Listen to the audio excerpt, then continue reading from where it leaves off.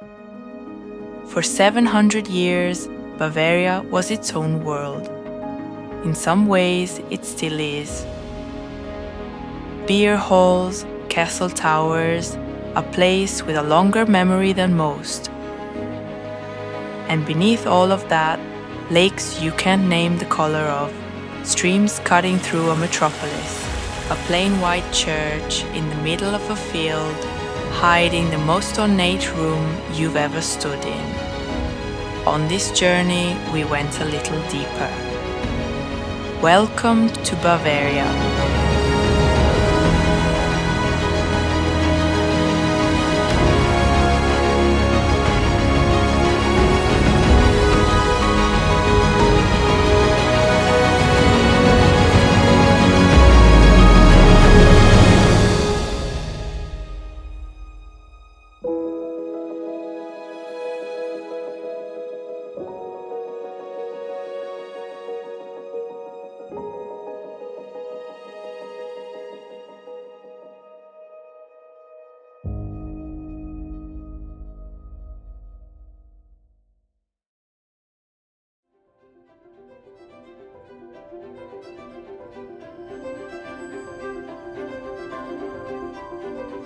Germany sits at the heart of Europe. 16 states, they're called Bundesländer, and largest of them all is Bavaria. 70,000 square kilometers, roughly the size of Ireland, wedged between Austria, Switzerland and the Czech Republic. With the Alps, some of the cleanest lakes on the continent and the highest density of Baroque churches in Europe.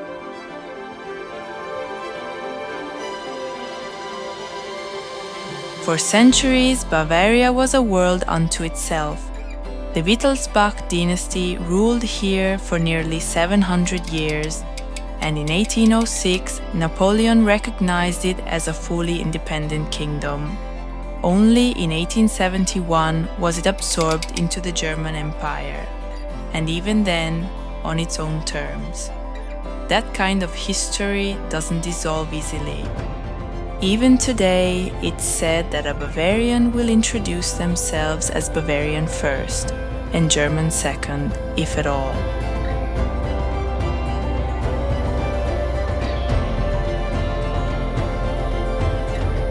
Everything built by human hands here seems to have asked nature's permission first, as if architects and farmers, kings and monks, all accepted the same unspoken agreement. We are guests.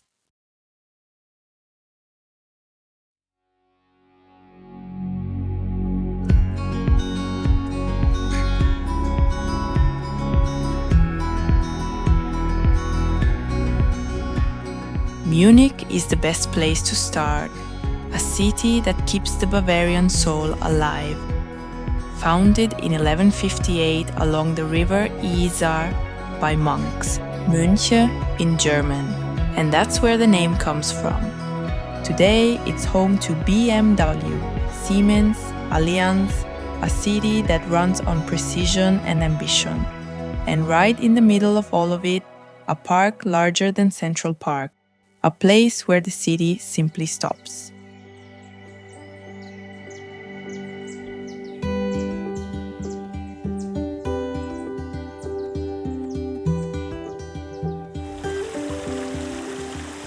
The Englischer Garten was created in 1789.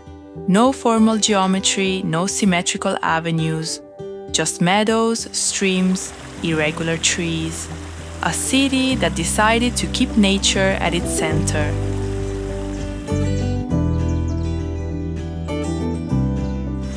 The Isar feeds a channel along the edge of the park. A stone step at the outlet creates a standing wave, about half a meter high. Since the 1970s, people have been surfing it.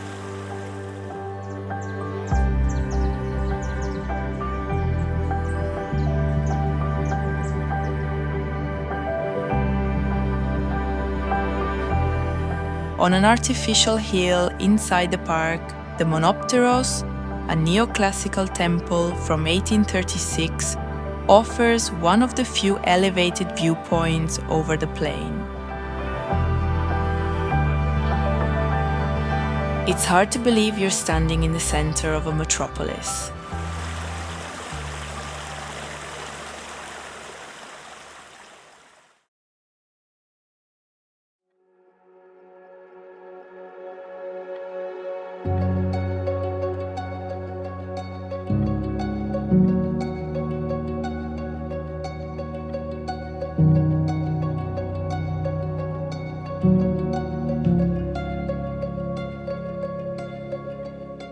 At the heart of Munich lies Marienplatz, and two city halls facing each other across the centuries. By the mid-19th century, the city was growing too fast for the old town hall. So between 1867 and 1908, a new one was built in neo-Gothic style.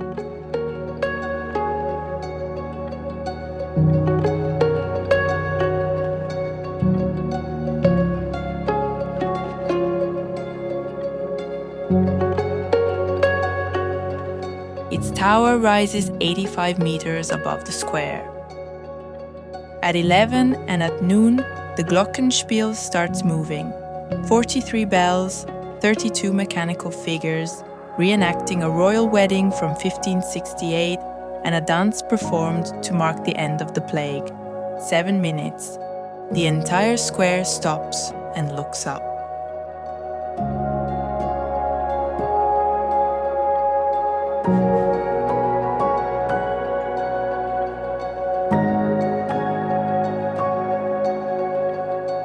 Just across stands the Old Town Hall, first recorded in 1310.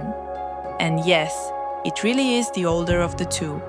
Destroyed by lightning in 1460, rebuilt, bombed in 1944, restored again. Its facade is so plain that most people assume it's the newer of the two. It is, in fact, over 400 years older.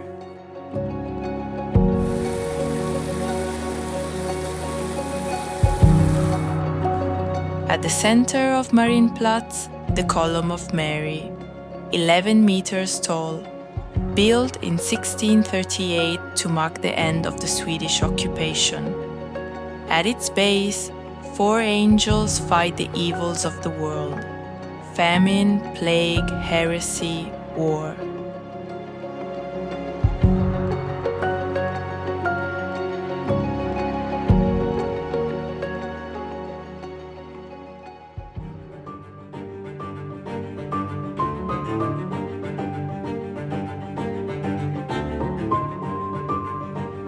The Frauenkirche was begun in 1468. Red brick, because there were no stone quarries nearby. Completed in 20 years, a remarkable pace for a building of that scale. Heavily damaged in the Second World War, rebuilt between 1948 and 1955. Inside, the Frauenkirche is austere and vast. 31 meters of bare white walls rising straight up.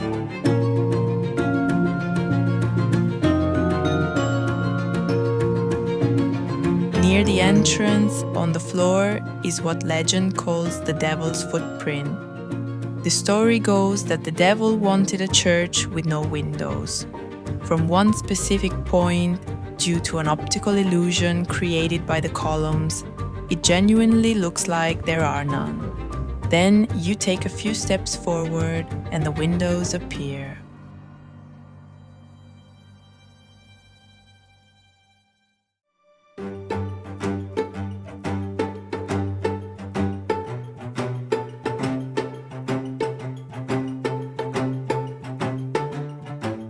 The Wittelsbach residence was home to dukes, prince-electors and kings of Bavaria for more than 600 years, from 1385 to 1918. 132 rooms, 10 courtyards. The styles shift from room to room. Renaissance, Baroque, Neoclassicism. Every ruler added something. The result isn't a building with a single voice. it's a conversation of different architectural styles.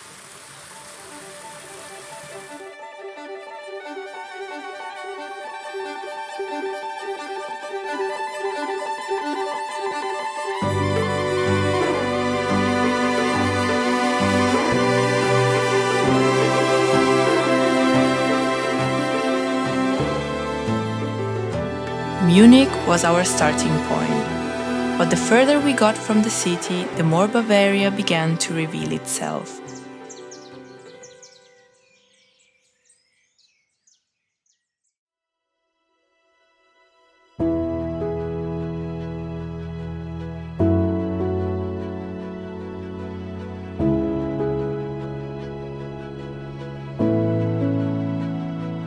Ten 10,000 years ago, the last great glaciers retreated northward from the Alps. They dragged rock, carved valleys, left behind depressions that slowly filled with water. Almost every lake you see in southern Bavaria is the direct consequence of that process.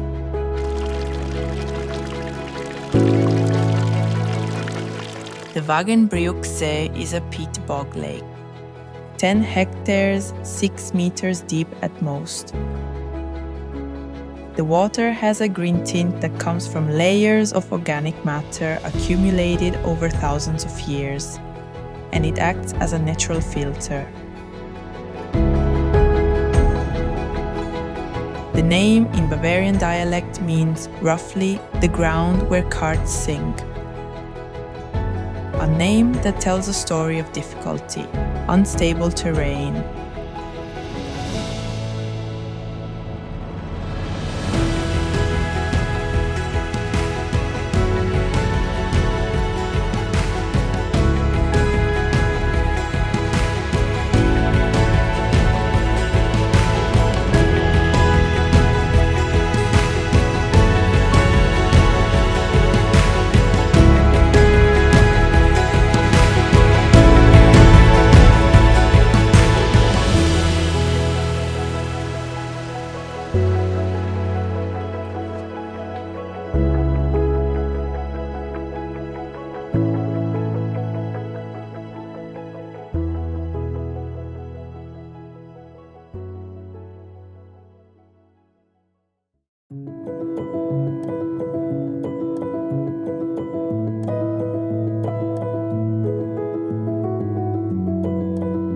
"60 kilometers to the southeast, at the base of the Zugspitze, Germany's highest mountain, the Eibsee tells a different story.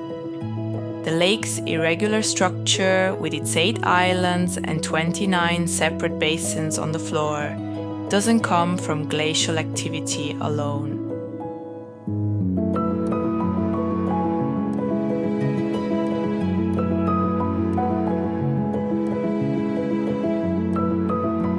Between 1700 and 1400 BCE, a colossal landslide reshaped the entire area, around 350 million cubic meters of rock. The energy released is estimated as equivalent to 220 Hiroshima-scale explosions. The current lake is younger than the basin it occupies. The islands are younger than the lake itself. You're looking at the aftermath of a prehistoric catastrophe, and it just looks impossibly beautiful.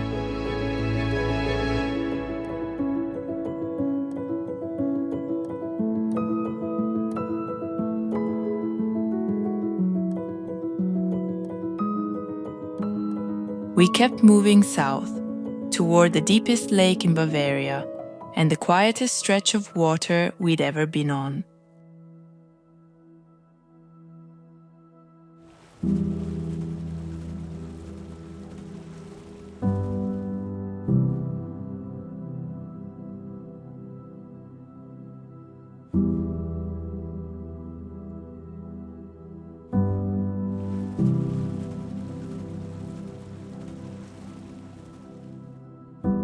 The ferries on the Königssee have been electric since 1909. People understood very early in this place that some things need to be preserved. The lake is 190 meters deep. The rock walls around it rise 800 meters. It is one of the cleanest lakes in Europe.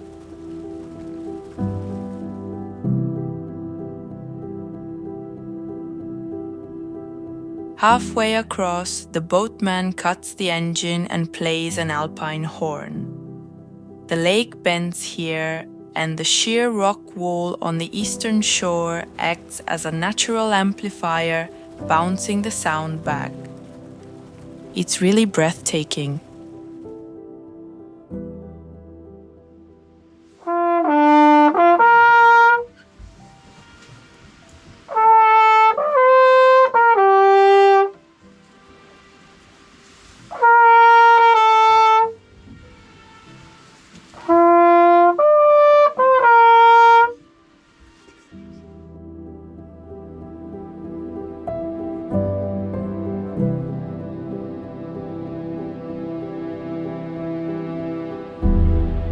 "25 minutes by boat and you arrive at the Church of St. Bartholomew.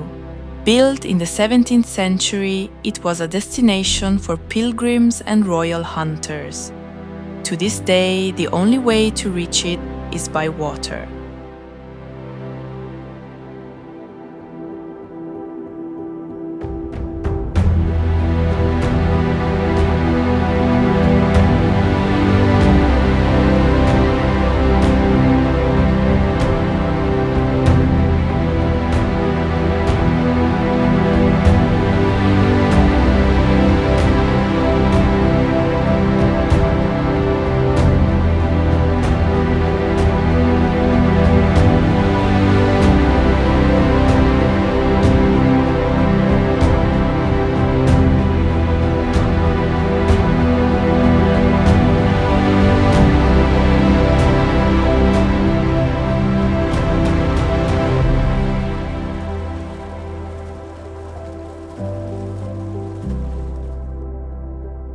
From here, we headed west, toward a part of Bavaria where the relationship between what humans have built and what nature has always been becomes impossible to ignore.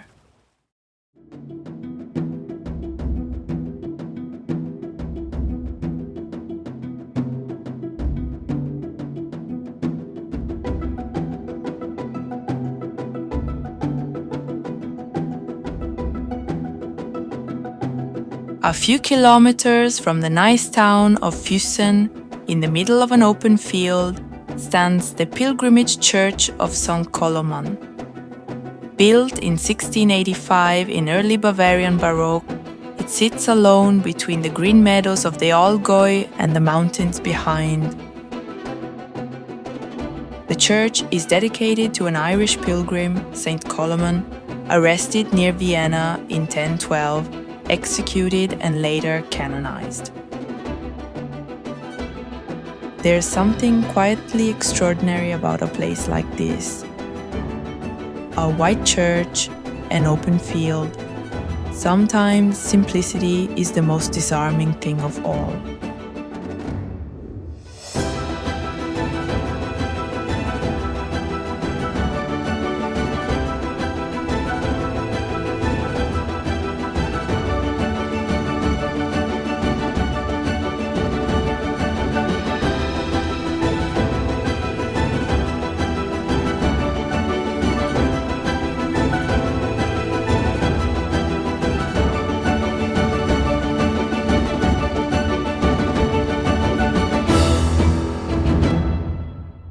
And then, a few kilometers further, something even more unexpected.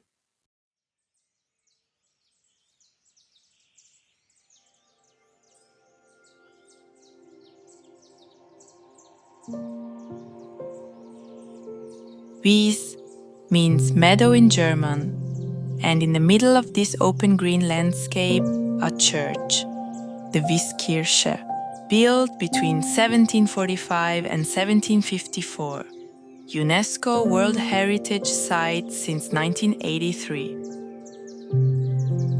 It all begins with a statue. In 1738, a local woman claims to have seen tears on the face of a wooden figure of the scourged Christ. Pilgrims start arriving. First a small chapel, then this church. The exterior is almost bare, but when the door opens, the world changes.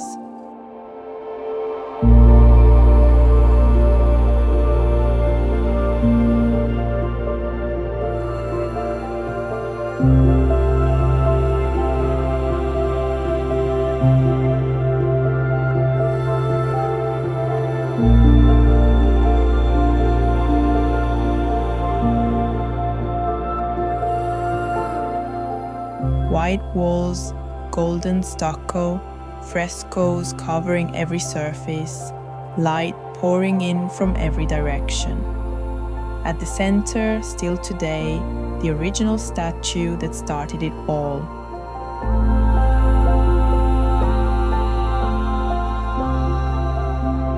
What makes this place unique is not architecture alone. It is the relationship between the building and the landscape around it. Two worlds separated by a single door.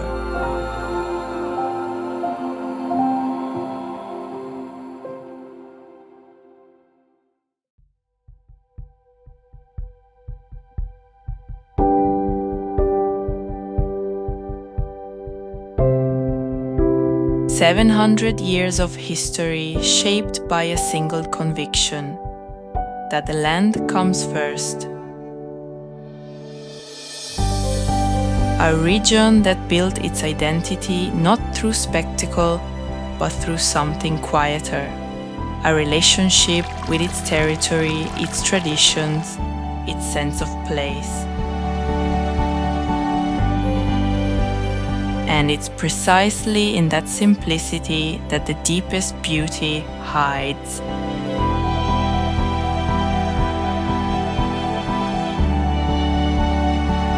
For more places and more stories, subscribe to the channel, and we'll see you on the next journey.